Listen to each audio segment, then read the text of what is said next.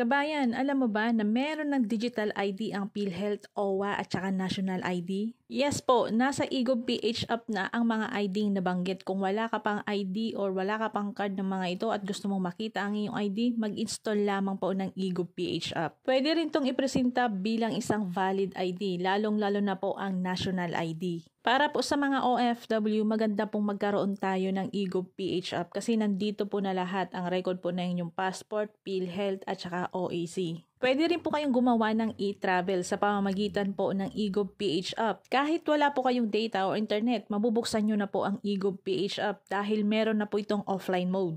Sa mga nasa Pilipinas naman po at naghahanap ng trabaho, pwede po kayong mag-apply sa pamamagitan po ng eGov.ph app. Bukod po sa e-travel, OWA at saka PhilHealth, nandyan na rin po ang SSS, GSIS, Pag-ibig, PRC, BIR at marami pa pong iba. Magandang balita rin po ito para sa lahat ng mga OFW na balik manggagawa. Soon po, ang OAC ay pwede nang kumuha sa eGov.ph app. Hindi mo na po kailangan mag-register ng e-registration para makakuha ng OAC.